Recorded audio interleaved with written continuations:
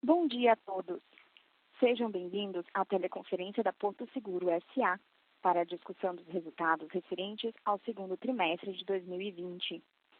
Estão presentes no evento os senhores Roberto Santos, diretor-presidente, Celso Damadi, diretor vice-presidente de Finanças, Controladoria e Investimentos e diretor de RI, Marcelo Picanço, diretor vice-presidente de Seguros, Marcos Loução, diretor vice-presidente de Negócios Financeiros e Serviços, Isaac Benaderet, diretor de Investimentos, Lucas Arruda, superintendente de RI, e Emerson Faria, gerente de RI.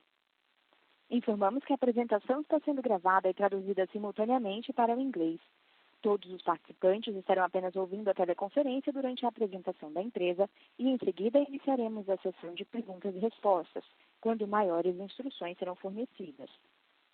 Caso algum dos senhores necessite de alguma assistência durante a conferência, queira, por favor, solicitar a ajuda de um operador digitando *0. O áudio e os slides dessa teleconferência estão sendo apresentados simultaneamente pela internet no endereço www.portoseguro.com.br/RI.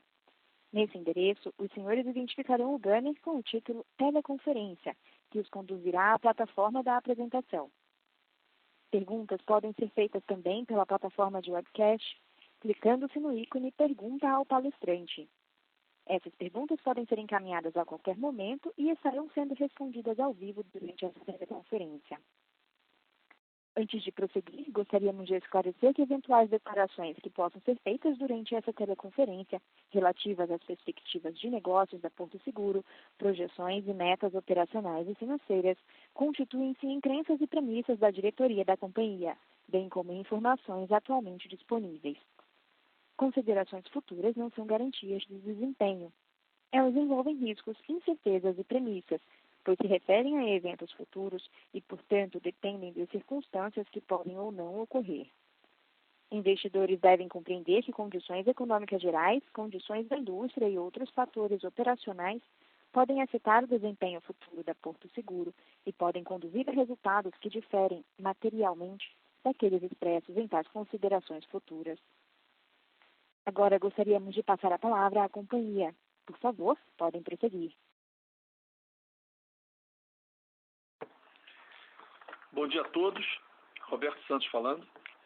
Agradecemos a todos a participação na teleconferência de resultados da Porto Seguro referente ao segundo trimestre de 2020. Direto para o slide número 4, destacamos os principais pontos. Tivemos um aumento da rentabilidade do trimestre, principalmente devido à redução na sinistralidade, que contribuiu para o crescimento de 83% do resultado operacional e ao aumento do resultado financeiro, que foi 2 vezes maior do que o registrado no mesmo período do ano anterior. Nossos prêmios recuaram 4,9% no trimestre, impactados principalmente pela queda das vendas novas. Por outro lado, as medidas que adotamos para a proteção da carteira permitiram a manutenção dos índices de renovação acima de 80%. Tivemos uma redução na sinistralidade total, que caiu para 40,9% no trimestre, impulsionada principalmente pelo automóvel, que melhorou 15,4 pontos percentuais, pelo saúde, que recuou 18,5 pontos percentuais em relação ao segundo trimestre do ano passado, resultado de uma atuação responsável de nossas políticas de subscrição, também beneficiado pelos efeitos da pandemia. Além disso, seguimos nossa trajetória de aumento de eficiência operacional, que resultou em queda de 1,1 ponto percentual no índice ajustado de despesas administrativas e operacionais, atingindo 16,1% no trimestre, fruto dos esforços que temos realizado nos últimos anos, principalmente através do investimento em tecnologia e em melhoria de processos. Desta forma, alcançamos um índice combinado de 83,1 no trimestre, melhora de 10,3 pontos percentuais em comparação ao mesmo período do ano anterior. As receitas de cartão de crédito e financiamento seguiram crescendo em duplo dígito no comparativo com o segundo trimestre de 2019, e a quantidade de cartões emitidos aumentou quase 30%. Além disso, apesar dos impactos da crise, que levaram o índice de inadimplência a atingir 6,1% ao final de junho, ela ainda permaneceu 1 ponto percentual abaixo da média de mercado, resultado do nosso gerenciamento eficaz da carteira e das medidas que adotamos para a mitigação do risco. As nossas aplicações geraram um resultado financeiro de R$ 498 milhões no trimestre, o que equivale a um retorno de 719% do CDI, explicado principalmente pela realização de lucro de títulos indexados à inflação e também pelo aumento das posições em renda variável que fizemos no primeiro trimestre. Dessa forma, o lucro líquido aumentou 72,4% no trimestre, atingindo R$ 657 milhões, com uma rentabilidade anualizada sobre patrimônio de 34,9%.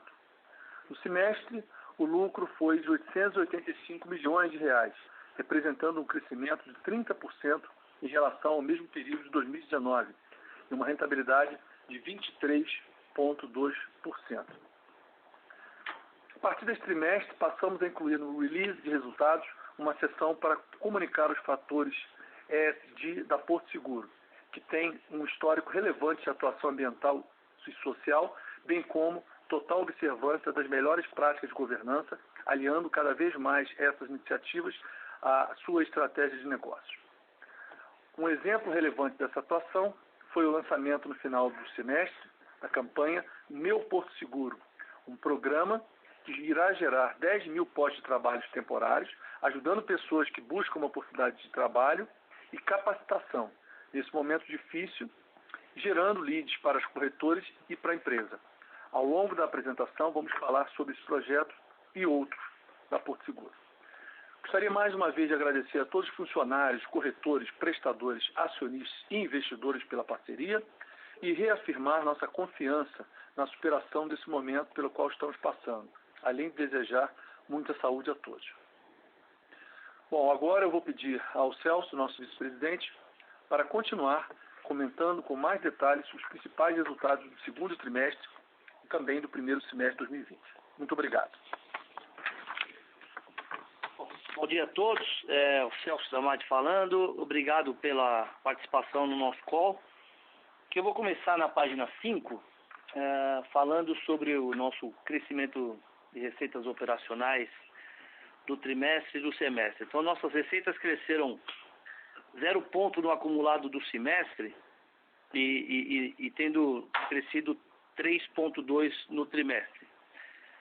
Devido principalmente ao impacto da pandemia. Vale ressaltar aqui que no trimestre nós tivemos uma forte retração em abril e maio, mas eu destaco aqui o mês de junho, onde no mês de junho nós já tivemos um crescimento de 9,5% em prêmios retidos. Então, nós tivemos um mês de abril muito ruim, o mês de maio já menos pior que abril, e no mês de junho a gente já fecha o mês positivo em 9,5%. Claro que a gente não conseguiu recuperar o trimestre, mas o mês de junho já aponta aí um crescimento razoável de 9,5% no mês. Então, a gente aí sai do mês de junho com crescimento. E no semestre, a gente faz um crescimento de 0,4%. Então, vai destacar o mês de junho com crescimento de 9,5% aqui em prêmios retidos. Ok? A página 6... nós temos aqui uma estratégia de diversificação dos negócios nos últimos anos, como resultado o automóvel no primeiro semestre refletindo um aumento do desempenho operacional e os efeitos positivos do isolamento social sobre a sinistralidade. Então a gente percebe aqui o automóvel representando uma representação do lucro neste trimestre mais relevante um pouco do que nos trimestres anteriores, mas mesmo assim ainda os outros negócios representando um percentual do lucro bastante relevante. É claro que nesse trimestre a gente também foi bastante impactado com o resultado financeiro, diferente do primeiro trimestre, que a gente percebe aqui, que nós tivemos aqui um resultado da holding negativo. Então, esse trimestre a gente tem aqui um resultado da holding positivo. Então, a participação do automóvel, que no primeiro trimestre foi de 51% do lucro, esse trimestre foi de 46% do lucro, apesar desse trimestre ter sido um resultado muito bom. A participação do resultado no segundo trimestre do automóvel diminuiu. porque nós tivemos um resultado financeiro mais robusto e a participação dos outros negócios, como saúde, também tivemos um resultado muito bom e a gente conseguiu diversificar também este resultado que nós tivemos no segundo trimestre, fazendo com que o automóvel tenha uma participação de 46%. Então a gente percebe que nos outros trimestres aqui, o automóvel vem com uma participação em média em 2017 e 2019 de 31%, 32% e 31%. Então, essa é a nossa estratégia de diversificação e tem funcionado bastante. E no segundo trimestre, o automóvel fecha com 46% de participação no lucro consolidado da Porto S.A. No slide seguinte, o substancial aumento do lucro do segundo trimestre ele é explicado principalmente pela redução de sinistralidade, beneficiado pela queda da frequência e pelo aumento do resultado financeiro, favorecido pelo incremento de alocação em renda variável e a realização dos lucros indexado à inflação, que mais para frente o Isaac irá detalhar um pouquinho mais para os senhores, né? Então a gente percebe aqui uma rentabilidade sobre o patrimônio bastante robusta nesse trimestre de 2020, né? Chegando aí quase a 35%, né? E quando a gente desconsidera o excesso de capital e desconsidera o excedente do CDI, nós chegamos a uma rentabilidade de 31% sobre o patrimônio em 2020. Também uma rentabilidade bastante interessante para os nossos negócios, de forma consolidada, uma rentabilidade bastante robusta, tirando o excedente de capital e trazendo a 100% do CDI. Bom, agora vou passar a falar sobre a nossa rentabilidade histórica. A gente faz um gráfico na página 8, que a gente faz uma comparação da nossa rentabilidade sobre o CDI, e a gente chega aqui a uma rentabilidade de 665% nesse primeiro semestre de rentabilidade sobre o CDI e de 1.187% de rentabilidade no segundo trimestre, né? Então, aí mostra também que a gente teve um composto de diversificação nos nossos negócios, que daqui a pouquinho também o Marcelo Picanço vai detalhar as carteiras de seguros onde nós nos destacamos mais. Então, agora aproveito para passar também a palavra então para o Marcelo Picanço detalhar um pouquinho mais os resultados das carteiras de seguros, senhores. Ok. Obrigado, Celso, pela introdução. Bom dia a todos. Obrigado pela dedicação para entender os resultados da companhia. Eu vou comentar então no slide 9.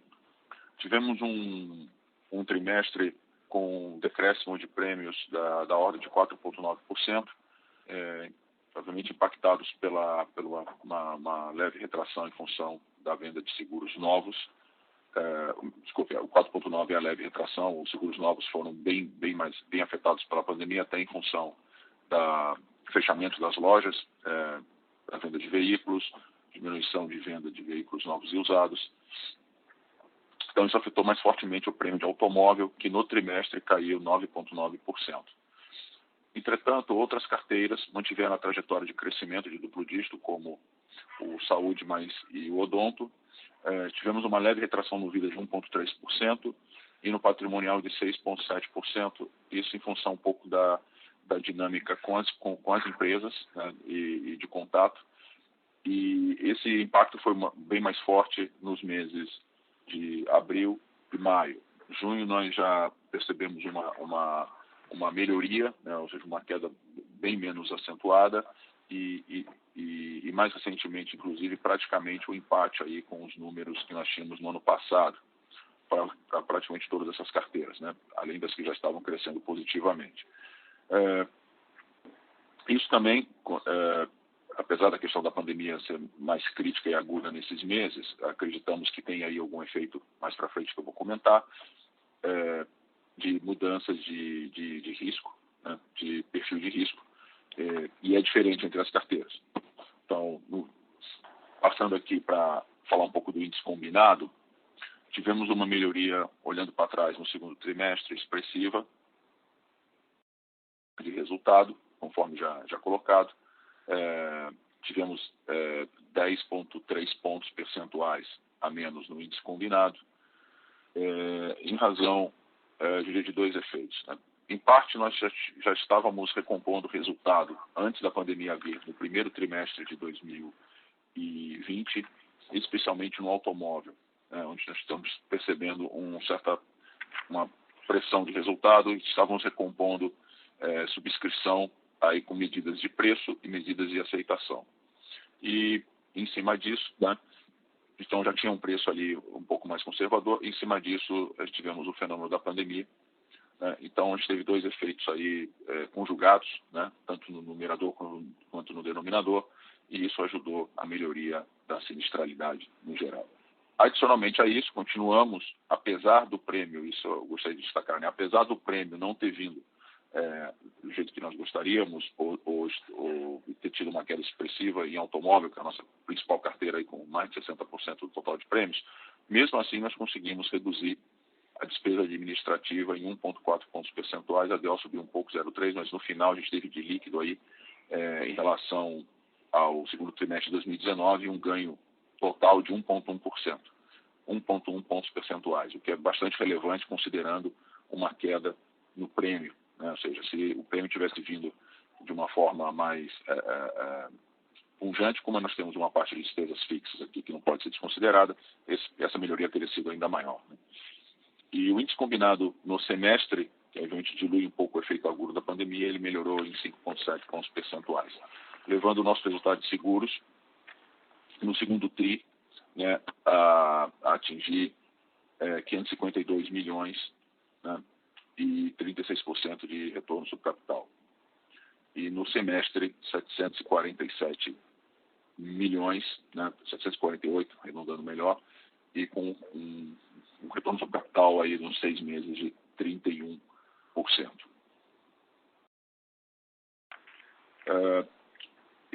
Detalhando um pouquinho mais a parte de despesas administrativas e operacionais, eu já antecipei a importância de continuarmos com o ganho de produtividade a despeito de uma pressão em crescimento em receita. Isso para a gente é estratégico porque existe, inclusive em função de alguns efeitos que podem ser um pouco mais duradouros, um menor prêmio médio, mas não porque o prêmio médio seja uma questão de competitividade de preço, e sim porque o risco se altera um pouco. Então, com a mobilidade um pouco menor, é importante que tenhamos aí uma eficiência muito grande para fazer frente a essa mudança, né?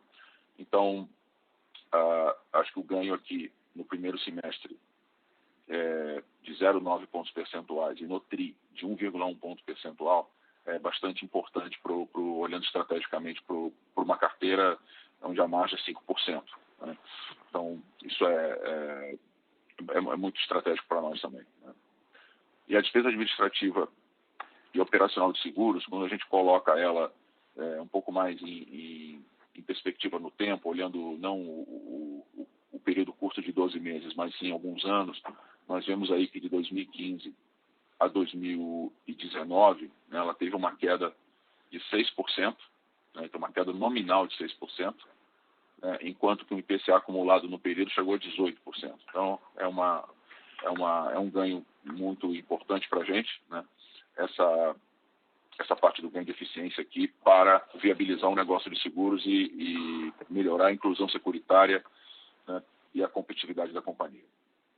Então, dito isso, gostaria de passar agora a palavra para o Isaac para comentar um pouco sobre para o Loução, para comentar um pouco sobre os negócios financeiros e serviços, né, que as nossas outras linhas de negócio. Obrigado. Bom dia a todos. Obrigado, Marcelo. Falando um pouco sobre as evoluções de receitas, né, comparando o segundo semestre de 2020 com o semestre de 2019, chama atenção a evolução do carro fácil. O carro fácil é o nosso negócio de locação de veículos de prazos anual ou bianual, né? O carro fácil ele termina o semestre com crescimento na carteira de veículos de 46%. Nós tivemos também, mesmo considerando a pandemia, nós tivemos os piores meses de venda de assinaturas, que foram abril e maio, a gente já percebe junho voltando, e terminamos o semestre com 12% acima de vendas de assinatura comparado com o semestre do ano passado. Um ticket médio também estável. Também favoreceu as receitas, a comercialização dos nossos seminovos. Nós tivemos o mesmo nível de comercialização do primeiro semestre do ano passado e até com o índice que a gente acompanha aqui de colocação desses veículos no mercado, um percentual da tabela FIPE como referência, é um ponto percentual maior do que no ano passado. Então, essa operação, ela, apesar de pequena, ela vem vindo bem e demonstra um potencial de crescimento. Com relação a cartão e financiamento, mesmo considerando todos os impactos que tivemos, nós tivemos uma evolução na receita de 10,2%. Tem um destaque aqui da nossa carteira de empréstimo, né? É muito focado em financiamento de veículos, que eu vou comentar no próximo slide. Então, de maneira geral, essas foram as nossas evoluções de receita. Abrindo as receitas do segundo trimestre de 2020, continua, obviamente, sendo a maior representatividade o cartão e financiamento. Depois nós temos o consórcio também. Com relação ao ROAE, obviamente que nós tivemos um impacto do ROAE em decorrência de provisões que nós fizemos, prejudicando o nosso resultado, provisões adicionais que nós fizemos. Então, por isso que o ROAE ela cai seguindo aí o mercado financeiro como um todo. No próximo slide, aqui a gente tem uma abertura um pouco maior, né? Falando das receitas de crédito e financiamento, a gente continua crescendo em duplo dígito, né? 15% considerando o primeiro semestre em comparação dos 2 anos e 10% o segundo trimestre. Falando da carteira de operações de crédito, nós tivemos aqui na parte de empréstimo e financiamentos, como eu citei anteriormente, né, um crescimento aí de 33%, se a gente olhar o segundo trimestre de 2020 contra o segundo trimestre de 2019. Isso muito puxado também pelo crescimento que a gente continua, um crescimento aí na nossa liberação de financiamento de veículos. Então, a nossa carteira de CDC, que a gente chama aqui, cresceu 25%, só que a maioria desse crescimento no semestre é no veículos. Hoje, só para vocês terem uma ideia, a nossa carteira de CDC, 80% do que nós temos nessa carteira é financiamento de veículos, o que também traz uma segurança dado a garantia do bem, né? E no cartão de crédito a gente cresceu 15% na carteira de parcelamento e rotativo. Obviamente que a parte de cartão de crédito a vencer, que é muito impactada pelo faturamento dos cartões, ficou um pouco menor que o primeiro trimestre, sofreu faturamento, que a gente percebe já que o mês de junho fechou um pouco abaixo só do que nós tínhamos antes da pandemia, então o consumo vem voltando também no cartão de crédito, totalizando a carteira aí no segundo trimestre de 7.687 no total. Cartões de crédito ativo, nós tivemos um crescimento de 14%, 13,8% na quantidade de cartões ativos, em decorrência da nossa estratégia de emissão de cartões e todas as campanhas para ativação. Na parte de total de cartões emitidos, o que chama muito a atenção esse crescimento de 30% foi uma estratégia que nós adotamos no segundo semestre de 2019, de também oferecer o cartão com bons benefícios para os segurados da marca Azul, e isso tem impulsionado muito a venda do cartão. Então, o segundo semestre de 2019 já foi melhor e o primeiro semestre de 2020 muito melhor. Também impactado pela campanha que nós fizemos de 10 vezes no cartão e 10% de desconto para o seguro de automóvel e também campanhas de marketing que nós fizemos no ano passado. Para vocês terem uma ideia, a colocação do cartão na marca Azul cresceu quase 4 vezes comparando o semestre de 2020 contra o semestre de 2019, enquanto na Porto continua crescendo, mas ficou por volta de 1,8, né? Quase 2 vezes. No cartão também implantamos a venda através de digital, né? Um digital mais controlado para clientes que a gente escolhe, não tão mar aberto assim, e já vendemos aí nesse primeiro semestre quase 25 mil cartões. Então é um canal também que vem colocando o cartão da Porto Seguro no mercado. de maneira geral, nesse slide é isso. Quando nós falamos de inadimplência, no próximo slide, a gente, obviamente, sofreu com um aumento de inadimplência. Ficamos ainda em atrasos superiores a 90 dias, como é esperado, e é o nosso posicionamento de risco mesmo, abaixo do mercado, em 1 ponto percentual, mas sofremos também um aumento de inadimplência. A gente percebe também que o pico ele aconteceu em abril e maio. Em junho, praticamente, já não tivemos um aumento significativo, principalmente na nossa principal carteira, que é na carteira de cartão de crédito. O índice de cobertura ele foi aumentado e ajustado, porque os nossos modelos de provisão capturaram, obviamente, todo esse aumento de inadimplência que eu já citei, e aumentou o nosso índice de cobertura também.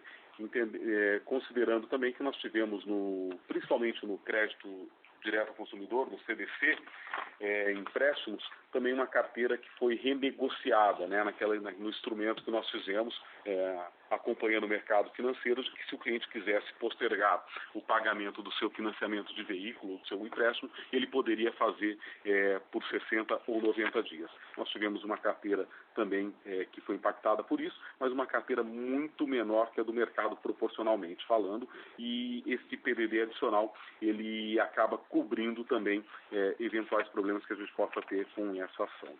Então, basicamente, dos negócios de serviços financeiros, era isso que eu tinha para falar. Passo a palavra agora para o Isaac para falar de resultados financeiros. Bom dia a todos, sejam bem-vindos, obrigado pela oportunidade. Para falar um pouco sobre o nosso resultado financeiro, queria destacar basicamente 2 grandes eventos. O resultado foi muito forte. Primeiro, a nossa alocação em renda variável.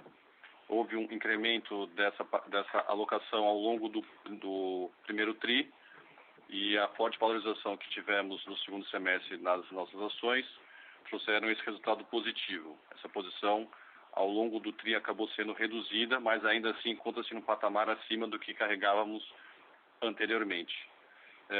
Além disso, tivemos também um resultado vindo da nossa zerada de uma parte dos nossos títulos indexados à inflação do nosso livro, basicamente os títulos mais curtos, a B23, por ter atingido níveis que tínhamos como target para essas posições. Então, mantivemos os títulos mais longos, então uma parte do nosso resultado veio em cima disso. E queria destacar um pouco, acho que esse nosso ambiente de Selic baixa, e a gente entendendo que esse movimento deve se perpetuar por alguns semestres à frente, a gente deve estar carregando uma posição um pouco maior de renda variável do que carregávamos nos últimos anos. Do meu lado é isso.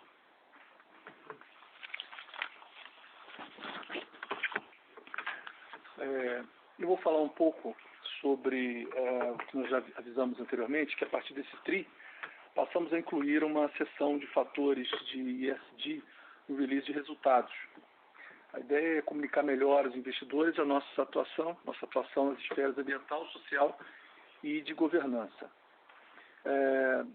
Na esfera ambiental, eu destaco algumas iniciativas, começando pelo guincho elétrico, que a Porto Seguro iniciou no projeto piloto, que deve se estender para os demais veículos da nossa frota, para a utilização no atendimento a clientes com veículos totalmente elétricos, de guincho. Aliás, é o primeiro guincho elétrico do país.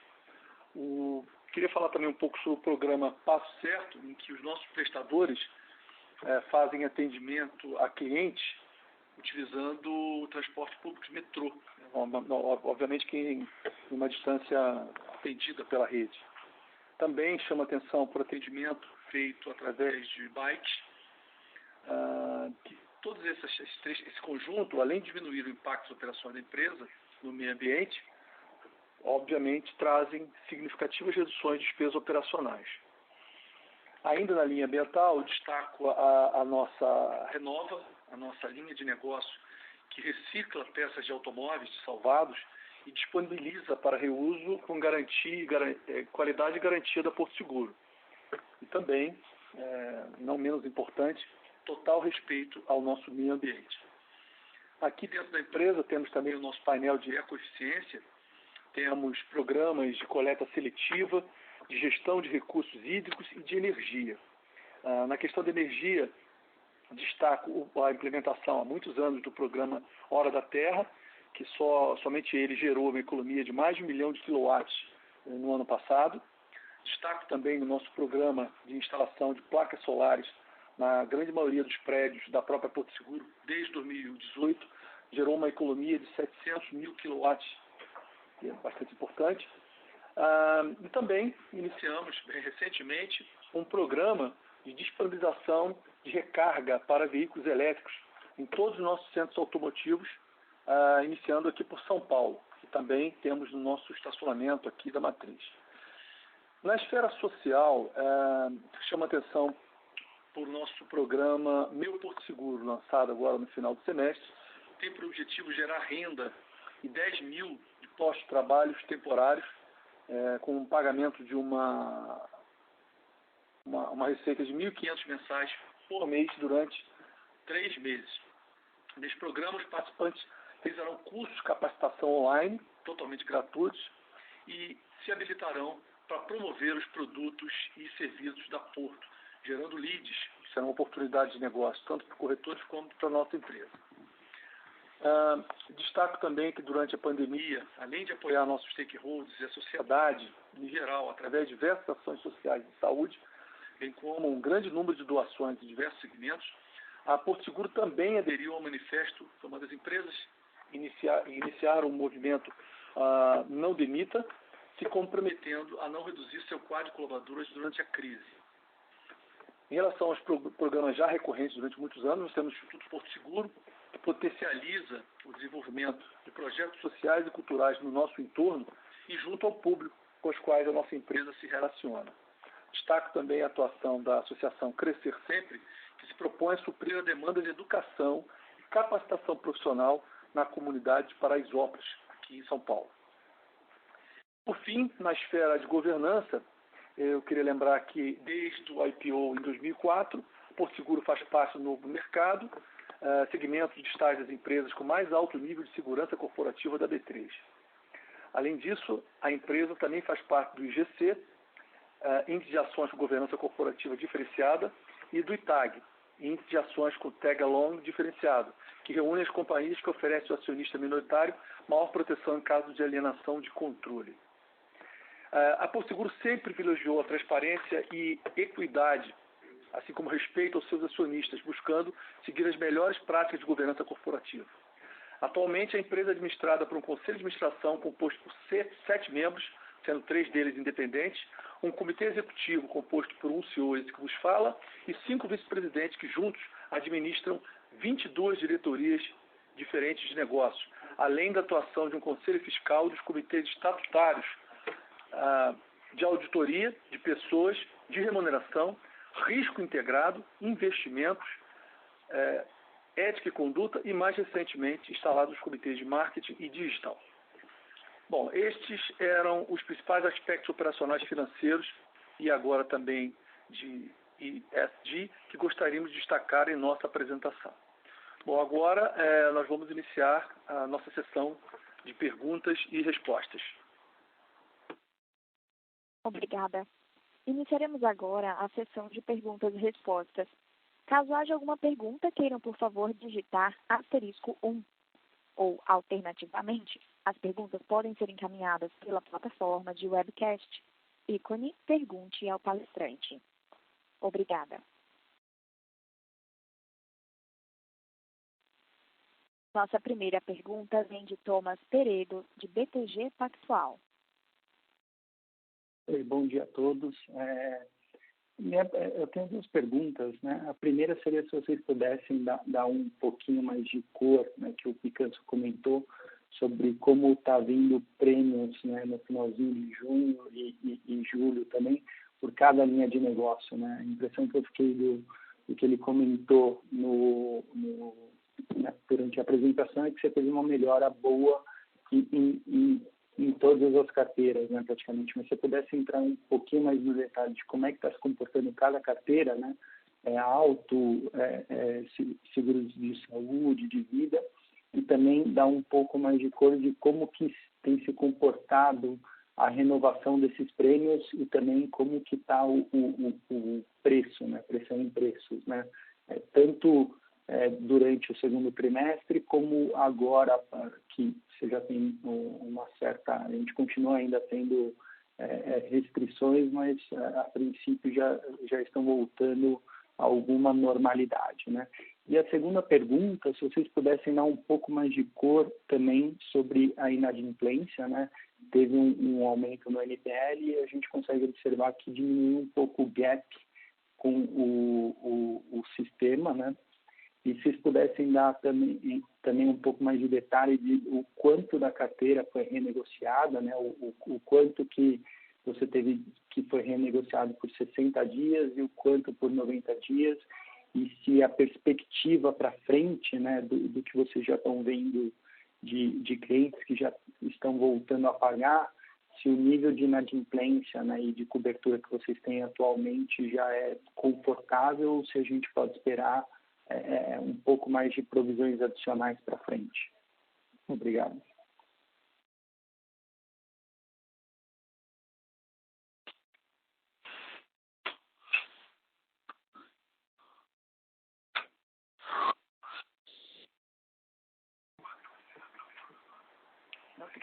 Você tem que abrir outra linha, Picanço.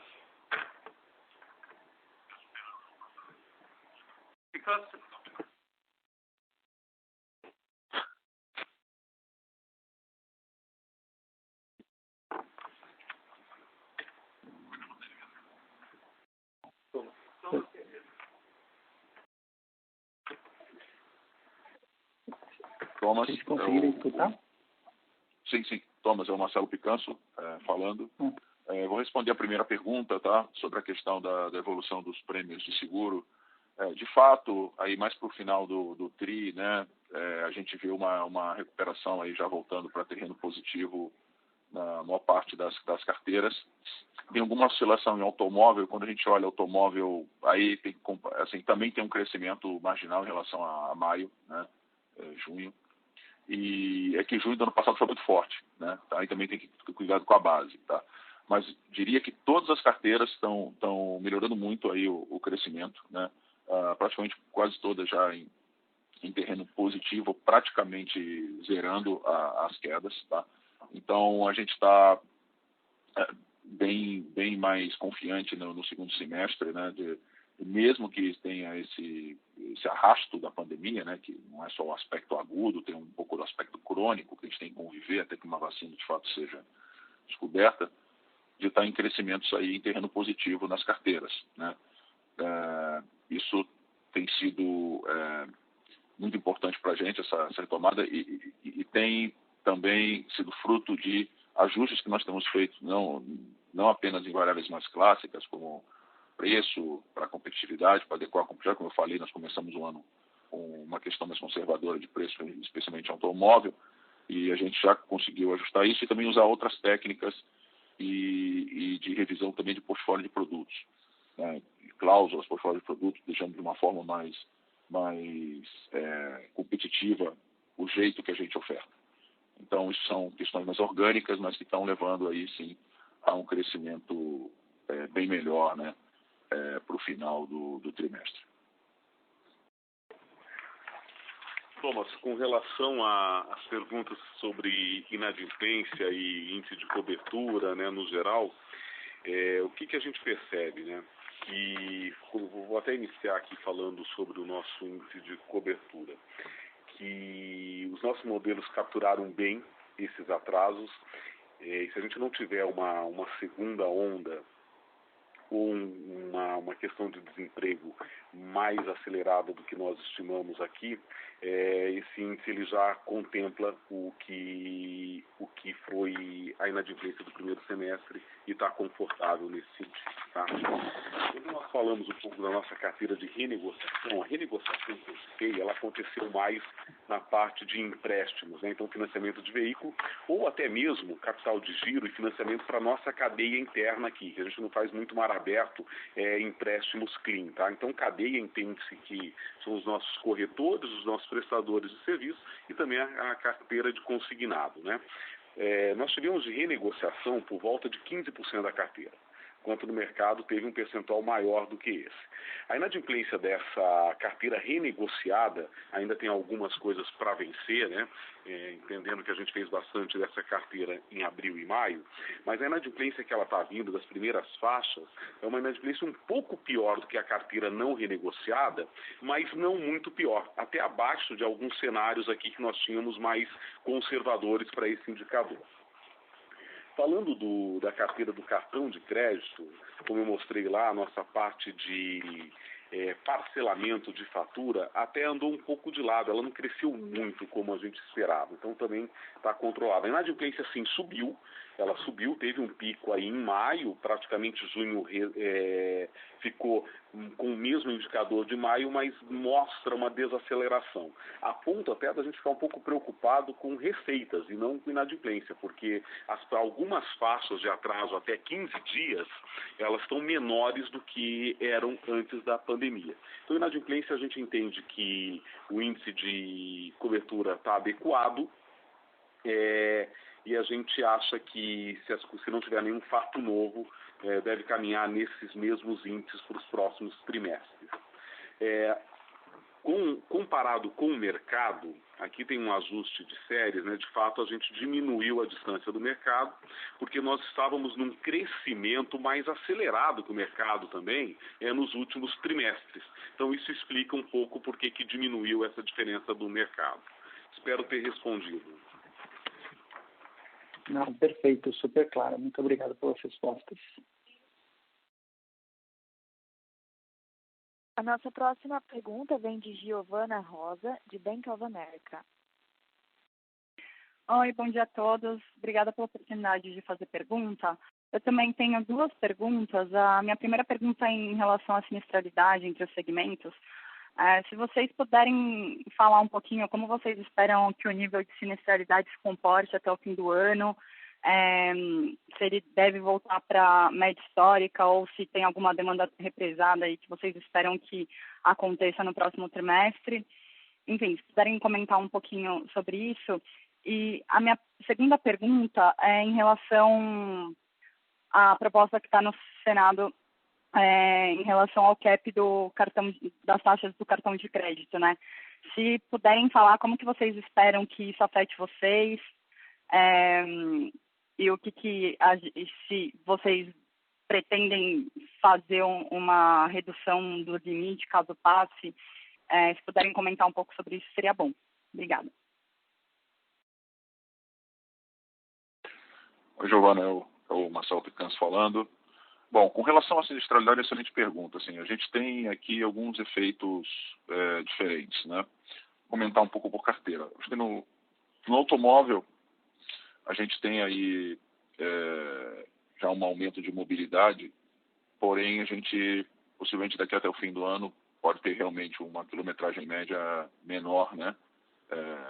Do que pré-pandemia, em função de mudanças de hábitos, né? Mais estruturais, até como, por um lado, o aspecto do home office e de pessoas que não estão indo trabalhar diretamente nos seus ativos locais. Esse é por um lado. Por outro lado, uma frequência tem que ser observada, que tem ficado em níveis baixos recentemente, mas que tende mas que pode, melhor dizendo, aumentar, e essa não é a única variável que influencia, com o desemprego, é o roubo e furto. O roubo e furto, em situações de crise, né, historicamente falando, ele tende a aumentar. Porém, isso depende das políticas públicas também, então não é uma garantia que isso vai acontecer. Eu diria que net, eu acho que para o automóvel ainda é positivo, menos do que foi, né, obviamente, nesse TRI de praticamente um isolamento muito maior, mas ainda tem. Para o saúde, tem também um efeito, pode ter um efeito aí de volta, né, que a gente não sabe ainda a volta das eletivas, se tem um efeito rebote ou de uma piora, em função de alguns casos que ficaram piores, mais crônicos. Nós acreditamos que ainda tem um net positivo, porque a gente tem fenômeno de telemedicina, que tem ajudado a gente um uso mais racional, né? Ou seja, evitar que um cliente vá para um pronto-socorro, quando ele pode fazer uma consulta rápida numa telemedicina e resolver um caso menos complexo. Muitas vezes o pronto-socorro no Brasil é usado para casos de baixa complexidade, né? E por conveniência, né? por agendamento e não por uma questão realmente de complexidade. Então, apesar da volta aí, eu acho que o saúde também pode se beneficiar. O Vida tem sofrido mais, então, para o Vida eu acho que fica pressionado, porque nós estamos indenizando casos de Covid, então, esse tem sido um sinistro que se mostra relevante no caso do Vida, né? E no caso de empresas também, nos negócios de empresas, os sinistros têm ficado bem comportados. Acho que aí a maior questão realmente é um pouco o crescimento da carteira, né, de prêmios e tal. Mas sobre a pergunta de sinistro, eu diria que ainda em geral ela é positivo, os efeitos são positivos, com alguns riscos, porém não na mesma intensidade que foram nesse segundo tri. Aqui falando do Roberto, eu queria fazer apenas um complemento sobre a fala do Picanso, no que diz respeito aos negócios de saúde e vida. No caso de saúde, eu queria complementar que os nossos modelos atuariais de constituição de reservas de BNR, de certa forma, já capturaram boa parte das cirurgias eletivas represadas durante o período de isolamento social. Então, isso, com certeza, dá uma aliviada também na sinistralidade para os próximos tris, já que isso já estaria sido capturado na sinistralidade do segundo TRI, em função do que eu expliquei dos modelos atuariais de constituição de BNR. Com relação ao vidro, cabe ressaltar também que, se de um lado a sinistralidade ela é pressionada por conta do pagamento dos sinistros de pandemia, também este mesmo business tem sido mais procurado pela sociedade para contratação. Então, a gente espera também um aumento na contratação do seguro de vida, o que também deve compensar, em parte, o aumento da sinistralidade de Covid. Tá ótimo, obrigada. Giovana, Marcos Loução, vou responder sobre a pergunta que você fez sobre o que está tramitando no Senado, tá? Na verdade, a gente está acompanhando de perto, como todo o mercado financeiro. Ainda tem uma discussão, apesar de ter a votação agora, ainda é uma discussão que talvez se alargue um pouco, né? Não dá para dizer que é líquida e certa e nem que vai terminar do jeito que está sendo proposto pelo senador Álvaro Dias. Então a gente tem acompanhado bastante. Só que o nosso portfólio de crédito, de receitas financeiras, né, tanto no cartão quanto no CDC, em especial no cartão, ele é um pouco diferente também do que a gente tem no mercado. A nossa propensão a financiar, ela já é bem abaixo do mercado. Então, nós já temos hoje uma dependência de receitas financeiras que a gente procura, inclusive a gente trabalha para tentar aumentar um pouco a receita financeira porque a gente acha que tem espaço.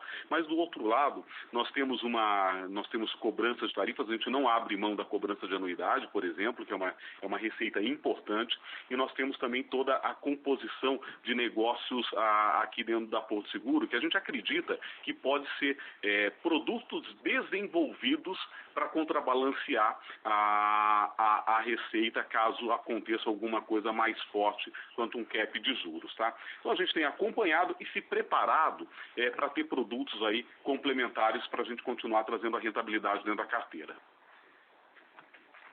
Tá ótimo. Obrigada pelas respostas. A nossa próxima pergunta vem de Renan Ikemoto, do Santander. Oi, bom dia a todos. Eu tenho duas perguntas um pouco mais de longo prazo. Você tem comentado bastante sobre diversificação de receitas.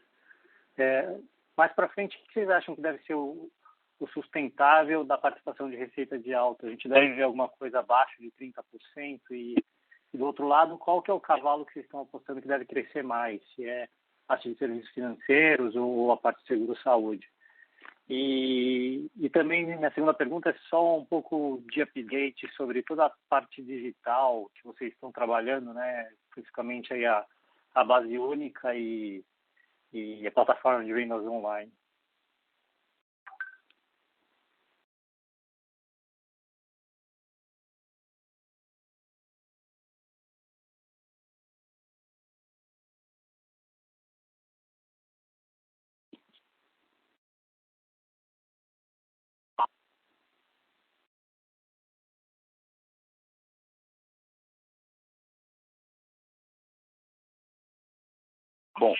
Bom, eu vou comentar primeiro sobre a primeira pergunta, sobre a diversificação e a questão do automóvel. Diria que, assim, não é fácil dar gravar um percentual no tempo, né, assim, especificamente, mas nós temos trabalhado com essa diversificação conforme a gente tem mostrado, né? Inclusive em 2019, né, o lucro automóvel foi de 32%, né? Flutuou aí desde 2015 entre 60% e 32%, mas recentemente aí entre mais 30% e 40%. Né? Sim, eu diria que pode chegar abaixo de 40%, 30% já não sei, um pouco mais difícil dizer, depende também do horizonte, eu acho que tem sido uma dependência menor. E isso porque também nós não queremos crescer as carteiras a qualquer custo ou de qualquer forma, né? Então, eu digo que crescer seguros é fácil, ganhar dinheiro também é fácil, mas fazer os dois é bem complexo, né? Então, a gente tem buscado esse crescimento de uma forma estratégica. E respondendo a pergunta sobre que carteiras a gente acredita nisso, né? Eu acho que citou as duas aí, que a gente tem falado de crescimentos duplo dígito em, como diz o mercado, high teens, né? Então, entre 15% e 20% pelo menos aí de forma recorrente ao longo dos anos em pelo menos saúde, né? Que já é um negócio com muitos prêmios, o ticket médio é muito alto, né? Cerca de R$500 vida mês, né? E vida, sendo que o vida tem aí um ticket médio bem menor, né? Isso praticamente por ano. Então, o crescimento de vidas nos dois negócios impacta muito diferentemente as receitas. Mas saúde é de fato um negócio que a gente tem um apetite renovado, né, maior do que nós tínhamos com o modelo repensado, novo, né? E nós temos um tamanho ainda, digamos, modesto, né, em relação ao restante do mercado, com cerca de 0,7% de market share, então há bastante espaço ainda para crescer e uma demanda que nós vemos como muito forte, né? E de vida, e acho que o Wilson pode completar aí, mas sim, negócios financeiros também tem sido também um importante alavancador, eu diria não apenas per se, mas também para auxiliar os negócios de seguro, como nós sempre fizemos aí desde o lançamento do cartão, de trabalhar de forma integrada, né, e sinérgica entre esses negócios. Então a expansão deles não só diversifica, mas também ajuda os próprios negócios centrais de seguro. Não sei se o Wilson quer complementar aí. Marcelo, vou complementar sim, né? Eu acho que, falando isoladamente dos nossos dois principais negócios financeiros, né? O cartão de crédito a gente percebe ainda que tem muito espaço para crescimento, então a gente também a gente entende que deve ser um produto que a gente vai continuar avançando, talvez até com novas opções para perfis de clientes que a gente hoje não atende com o nosso cartão, que é um cartão bastante completo, tem um cartão de crédito também, e o financiamento de veículos. A gente entende que dominar essa cadeia do veículo, que a gente já domina na parte do seguro, a gente pode ser um player importante de financiamento de veículos, ou mais, e crescer também significativamente no financiamento de veículos. Com relação à questão do digital, né, nós temos duas grandes frentes no digital. Uma de eficiência operacional. Na parte de eficiência operacional, a gente já vem fazendo várias ações que já são percebidas pelos nossos clientes. Então, uma talvez que seja a mais clássica, né, é permitir que os nossos clientes sejam atendidos, inclusive em serviços de solicitação de serviços emergenciais, pelo WhatsApp. Temos também evoluído muito em questões relacionadas a atendimento por chat. A gente acha ainda que tem muito caminho para extrair. A gente gostaria de ter uma melhor solução para o cliente no dígito, para ele se resolver sozinho a qualquer momento, e tendo a nossa central de atendimento complementando isso. Ainda na parte de eficiência operacional, nós somos um dos primeiros emissores, eu acho que de cartão de crédito, por exemplo, a fazer o atendimento no Apple Business Chat. Já temos o atendimento também no sistema de digital da Apple para atendimento por texto, né? Então é uma frente bastante acelerada nossa.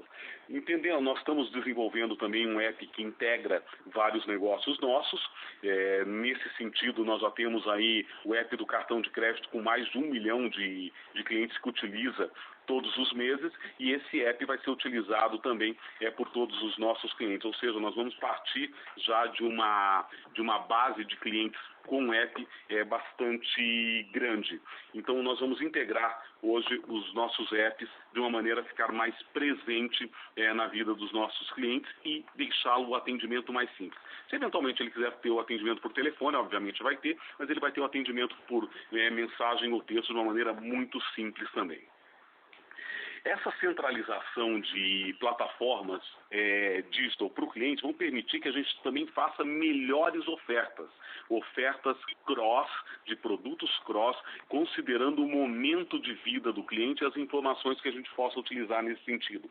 E direcionando bons leads e complementando para o nosso canal de corretor. Então a ideia também é que a gente comece a avançar com uma oportunidade de negócios online, considerando e mantendo o canal corretor. Em alguns produtos que a venda possa acontecer diretamente, vai ser permitido também, como a gente já tem hoje em alguns produtos nossos menores, né? Repara, Carro Fácil, enfim, e o Help for Pet também. Então a estratégia digital é isso, né?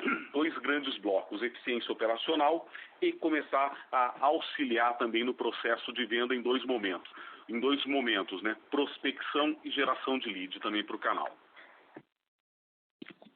Tá ótimo, obrigado, pessoal. Nossa próxima pergunta vem de Eduardo Nishio, de Plural Genial Investimentos. Bom dia a todos, obrigado pela oportunidade, obrigado pelo tempo, parabéns pelos resultados. E emendando nessa pergunta do Renan também, eu queria que vocês pudessem desenvolver um pouco mais, né? A pandemia aí, a gente viu que tiveram alguns movimentos que foram claros, né? A digitalização, eu não sei se você pode falar um pouco dos projetos aí, além dos que vocês elencaram agora, se tem alguma coisa mais de médio e longo prazo. Eu sei que vocês estão falando um data lake, enfim, o que vocês esperam estar aí desse movimento, né, de digitalização? Outros movimentos também, a gente vê no mercado, as empresas incumbentes aí tentando se ancorar um pouco mais nas ofertas de crédito, né? Até empresas, por exemplo, Cielo, por exemplo, indo para a parte de crédito também. Então, a gente vê alguns movimentos interessantes nessa pandemia, que eu queria que vocês falassem um pouco. Plataformas de investimento também, né?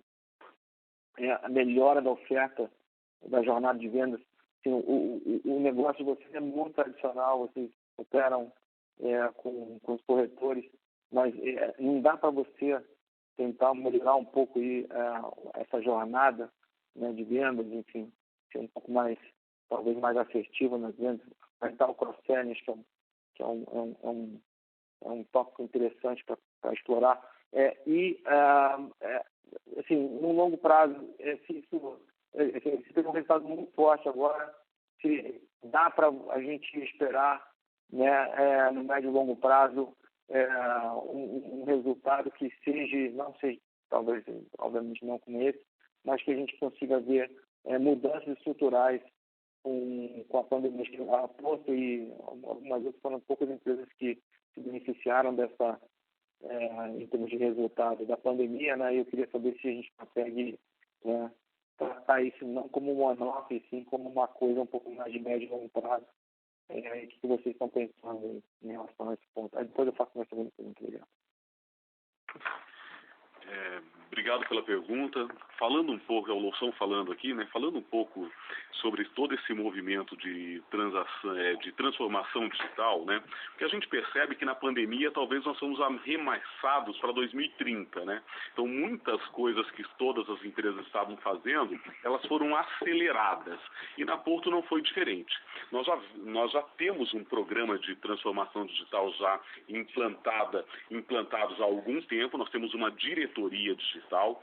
Nós temos aqui muitos produtos, mais de 20 produtos para pessoas físicas. A gente entende que tem muito a se extrair desse cruzamento com oportunidades de venda e cross-sell, né? Então, com isso, nós começamos há alguns anos projetos estruturantes, né? Base única de clientes, um bom cadastro, adequações a tudo que está por vir de LGPD, quer dizer, se preparando para a gente extrair da melhor maneira possível os benefícios do digital.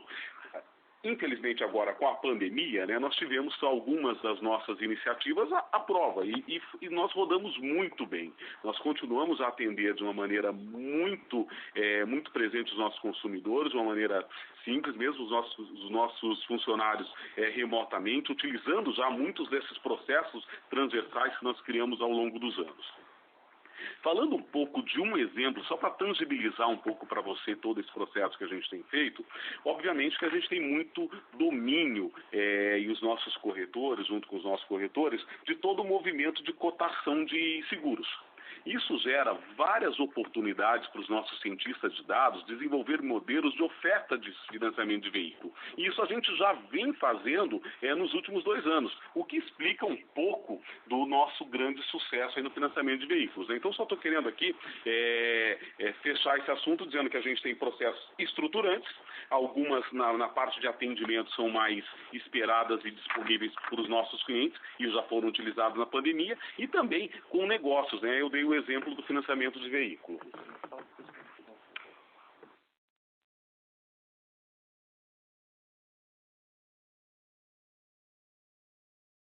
Só complementando o número, né, crescemos a carteira de financiamento de veículos aí em 33%, comparando trimestre com trimestre, né? A estratégia de vocês na parte de crédito também, como vocês falaram, essa parte de financiamento de veículo, envolve também cartão mar aberto. Vocês estão planejando fazer um lançamento de algo um pouco maior? Enfim, se você pudesse falar um pouco de produtos novos aí, de médio e longo prazo. Eu sei que vocês estão com um projeto aí já faz um tempo, mas, enfim, eu acho que não foi lançado com muito sucesso a primeira etapa. Eu não sei se o alto mais para low ticket, né? Não sei se vocês conseguem falar um pouco sobre esse produto aí que vocês estavam pensando, de um pipeline de lançamento. Enfim, se pudesse falar um pouquinho sobre essa parte mais de produtos. Eu Loução novamente, vou começar aqui pela parte de serviços financeiros, depois o Marcelo complementa sobre a questão do alto, né? Nós temos aqui uma série de projetos de desenvolvimento de novos produtos. A gente entende que a gente tem dentro do nosso leque de produtos soluções que possam melhor atender o mercado. Por exemplo, quando você fala do consórcio tradicional com a financeira, talvez tenha uma combinação aí que possa gerar um produto novo no mercado. Quando você fala de consórcio com fiança, também pode gerar. Então, nós temos várias iniciativas nesse sentido. Então, sim, nós temos aí no pipeline a criação de novos produtos envolvendo as soluções que nós temos aqui. Falando claramente da pergunta que você fez, né, sobre mar aberto, sobre cartão de crédito, enfim, nós entendemos que crescemos até agora explorando bastante, vamos chamar aqui de mar fechado, aí desse universo, desse aquário que é o seguro do automóvel, mas nós aprendemos muito também. E muitos desses clientes, hoje, só para você ter uma ideia, dentro da nossa carteira de cliente do cartão de crédito, a gente já tem quase 40% que não tem seguro automóvel neste momento. Então, a gente tem um bom produto comparável com o produto do mercado. A gente quer expandir isso, sim, de preferência para clientes que tenham perfil de ter um seguro de automóvel, porque a gente entende que isso pode ser uma complementação da cadeia e podemos levar também clientes para o seguro de automóvel pelo cartão de crédito. Esse seria evoluções no nosso produto tradicional. Pretendemos ter um produto também de entrada no cartão. Então, um produto que poderia ser para atrair novos clientes para a companhia. Tem esse projeto e estamos também analisando uma criação de uma conta digital para fechar toda a cadeia de negócios também. Se o Marcelo puder falar da parte de seguros, Marcelo. Sim, ok. Vou complementar aqui, obrigado. De fato, a gente tem uma o produto, na verdade, de menor ticket, né, de um produto que a gente chama de para inclusão securitária, né, e o foco dele é justamente trazer no produto alto clientes que hoje não contam com a proteção, né, de uma seguradora, num produto bastante competitivo. E então isso a gente está trabalhando, tá? Na verdade não foi lançado lá atrás, a gente trabalha nisso com uma estratégia que tem que ser bem arquitetada para evitar uma canibalização que não ajudaria, né? E também respeitar os canais que a gente tem, mas ao mesmo tempo com um produto competitivo e que consiga de fato trazer pessoas que antes não tinham seguro para vir. E eu diria que, apesar de ser um componente importante, a questão do preço, ele não é o único componente, tá? Então, para fazer essa inclusão. Então, a forma que é ofertado, que é embalado, que é contada essa história para o cliente, para muitos clientes que o Brasil não tem seguro obrigatório, né? Lembrando sempre isso, tem às vezes, muitas vezes, tem um certo preconceito ou uma dificuldade de compreender o aspecto do produto. Então, a parte de comunicação é crítica também, tá? A gente reconhece que o mercado pode melhorar nisso, nós também, então a gente está trabalhando cuidadosamente nisso sim, mas em breve vocês devem ter mais notícias, tá? Então, a gente está trabalhando nisso sim. Excelente, muito obrigado. A minha segunda pergunta em relação ao ROI sustentável de vocês, né? Vocês estão rodando aí com 19%, esse ano deve ser um pouco mais forte por conta dos ganhos com a pandemia, enfim. Olhando o crescimento da carteira que vocês acabaram de falar sobre algumas carteiras devem crescer mais do que o alto. Se eu pudesse, olhando, sei lá, daqui a 5, 6, 10 anos, vocês conseguem manter esse ROI 19, enfim, é uma coisa que... E colocando na equação uma Selic mais baixa, né, de longo prazo, se dá para sustentar esse 19% de ROI. Enfim, se eu pudesse, se não dá para falar, tudo bem, mas enfim, o ROI do alto, vis-à-vis de saúde, que saúde me parece também que deve crescer bastante. E se vocês conseguem o mesmo patamar de retorno em saúde, que hoje na carteira de vocês não tem o tamanho ainda relevante para ganhar escala suficiente para ter um ROI, enfim, a maior do alto na minha visão. Mas se pudesse falar como é que vocês pretendem melhorar esse ROI do alto, de saúde, que é um segmento também difícil, né, competitivo, eu agradeço. Muito obrigado. O Nishio, é o Celso da Mais que está falando. É claro que nós temos uma diversificação de produto muito grande na companhia e a queda da taxa Selic traz um desafio para a indústria de seguros muito grande, né? Mas a gente mostra nos nossos gráficos aí que a Porto Seguro tem um histórico muito grande de busca de rentabilidade, né? Então, a gente mostrou também no gráfico, o Marcelo mostrou o ganho de produtividade em despesa administrativa e despesa operacional. A gente deve continuar ganhando. Parte disso vai para a rentabilidade, parte disso vai para a competitividade.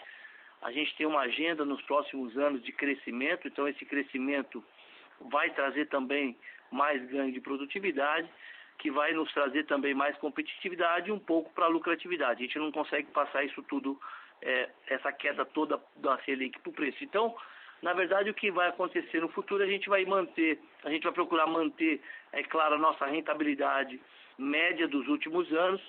É claro que com a queda da taxa Selic, com a queda de custo de capital, a gente vai ver quais são os patamares de ROE que a gente vai trabalhar nos próximos anos. Mas é claro que a gente vai trabalhar com ROE muito satisfatório nos próximos anos, sim, né?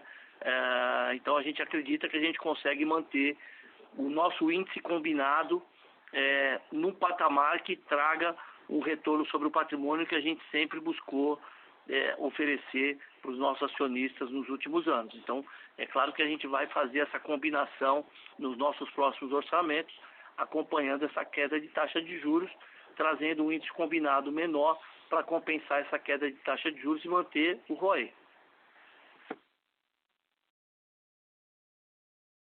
Vocês conseguem dar uma noção de ideia do ROI de alta e saúde? Assim, para a gente Nishio, você sabe que a gente não tem essa prática de dar um guidance para a Huawei do futuro, né? A gente trabalha, a gente está trabalhando ainda com orçamento, começamos a fazer o orçamento de 2021, então a gente tem um desafio grande, mas a gente pretende manter uma rentabilidade razoável para os próximos anos também, como a gente vem entregando nos últimos anos. Então essa é a nossa perspectiva para os próximos anos. Estava me referindo, talvez 2019 já faz já ajuda bastante, só para a gente ter uma noção, enfim, do mix de rentabilidade. Desculpa, não entendi a pergunta. 2019 é o ROI dos meus segmentos? A gente tem entrega um ROI de 17, 16, 18%, né? Esse é um número que a gente tem trabalhado nos últimos anos, né? Então, é claro que com a queda da taxa Selic, pode ser, a gente pode entregar esse número, pode entregar um número um pouco menor, não sabemos ainda, isso nós estamos trabalhando ainda. Então, a gente tem uma média de retorno sobre o patrimônio nos últimos anos. O risco país caindo, taxa Selic caindo, pode ser que esse patamar fique um pouco abaixo disso. Pode ser, a gente não discutiu ainda internamente qual é o nosso ponto de equilíbrio para 2021. A gente está começando a discutir isso agora e a gente deve fechar isso nos próximos meses. Mas é claro que a gente vai procurar ter uma rentabilidade muito boa para os próximos anos, sem dúvida nenhuma. Tá bom. Obrigado. Nossa próxima pergunta vem de Guilherme Gastan, de JP Morgan. Oi, pessoal, bom dia a todos. Obrigado por abrir a pergunta. A gente tem duas aqui do nosso lado. A primeira, aqui rápida, é com relação ao provisionamento do trimestre. Se vocês pudessem só dar uma cor do que foi a magnitude da constituição de BNR e provisão adicional no trimestre. Vocês até chegaram a comentar no release dentro de saúde dental o que foi feito, mas pelo menos a gente não viu a dimensão desse provisionamento. Quando a gente olha nosso aplicativo, a gente chega em algo como 40 milhões de aumento no balanço de BNR. Mas queria confirmar com vocês mais ou menos a magnitude dessa constituição e se puder falar também um pouquinho de negócios financeiros. O provisionamento Nutri, se eu não me engano, foi 190 milhões. Quanto desse aumento, se é 100% explicado pela deterioração do crédito ou se está embutido também nessa provisão algum tipo de provisão para perda potencial futura. E aí a segunda pergunta é bem rápida também, com relação à apresentação da primeira parte da reforma tributária, se vocês têm algum update que vocês possam passar para a gente, da avaliação inicial do impacto do CDS e dessa primeira parcela que foi apresentada de tributação de receita. Obrigado. O Guilherme, o Celso da Mais está falando, quanto às provisões de BNR,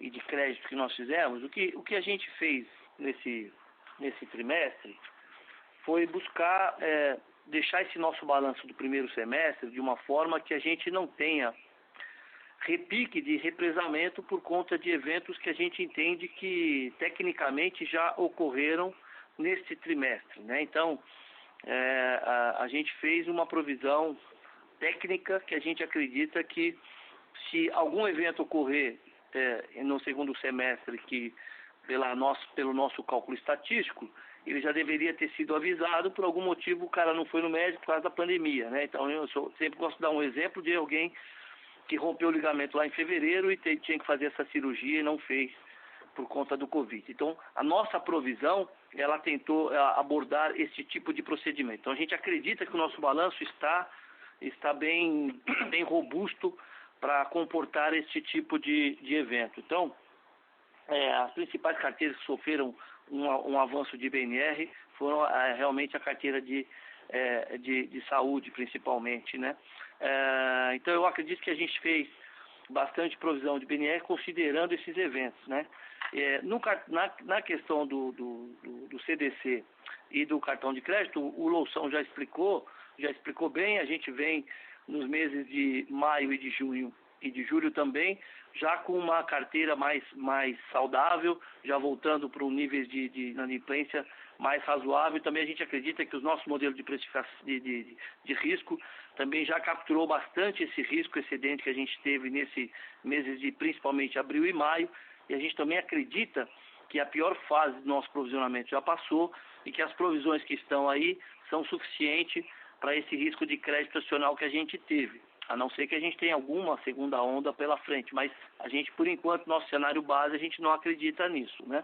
Então, para efeito dessas provisões, eu acho que essas são as respostas, né? Para efeito da reforma tributária, a gente fez algumas simulações, a gente não enxerga ainda nenhum efeito material para o nosso consolidado aqui de seguros, nosso balanço consolidado. Então, a gente tem acompanhado de perto essa matéria, a gente tem aqui uma componente nossa no comitê da CNSEG acompanhando essa matéria de perto, toda semana a gente faz um update desse assunto. Então, no nosso cenário base, não temos nenhum efeito ainda material, lógico que tem um efeito, mas não material para o nosso balanço consolidado por enquanto.